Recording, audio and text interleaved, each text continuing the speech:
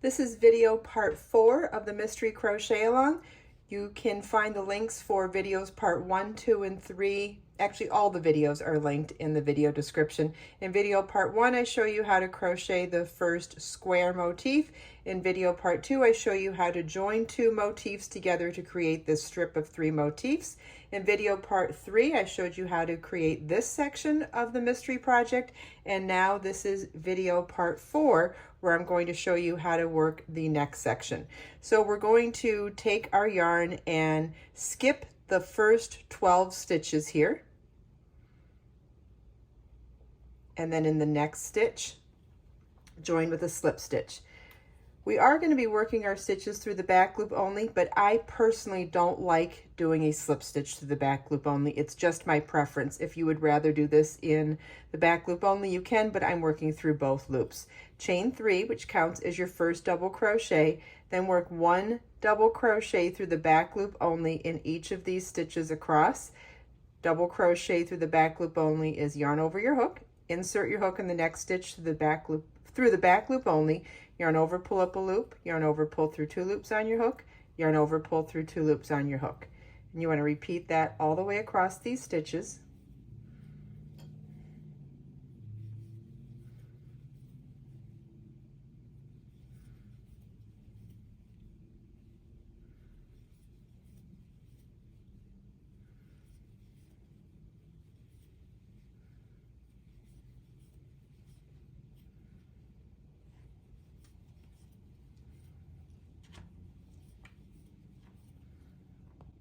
Okay, so we skipped the first 12 stitches, so including the chain 3 that counts as our first double crochet, you should have 27 stitches across this row now.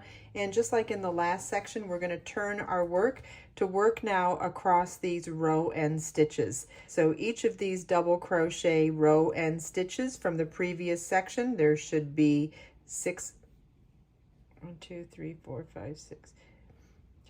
There should be 6 of them, right? We're going to work 2 double crochets in each of those 6 row end stitches.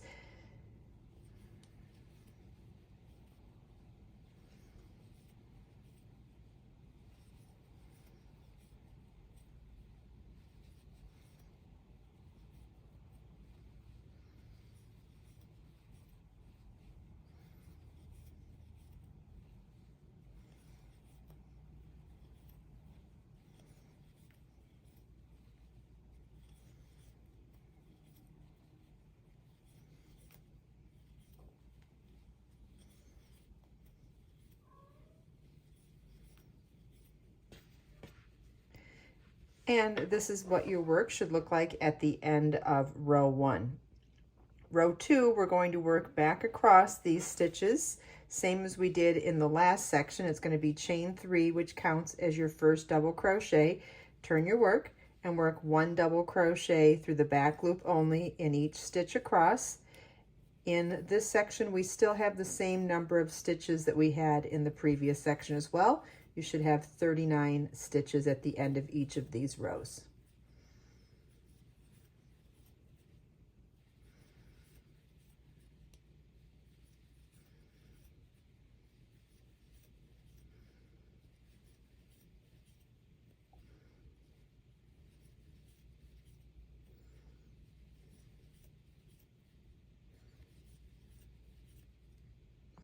This is what your work should look like at the end of row 2.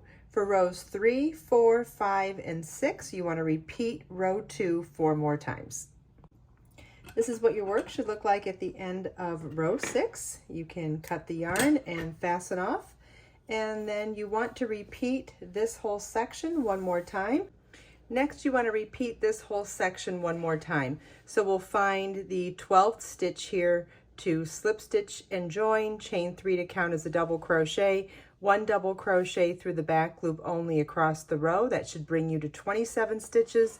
Turn, and then along these 6 row end stitches, we'll work 2 double crochets in each one, and then we'll have a total of 39 stitches from here to here. Rows 2 through 6, again, will be a repeat of chain 3 and then double crochet through the back loop only across.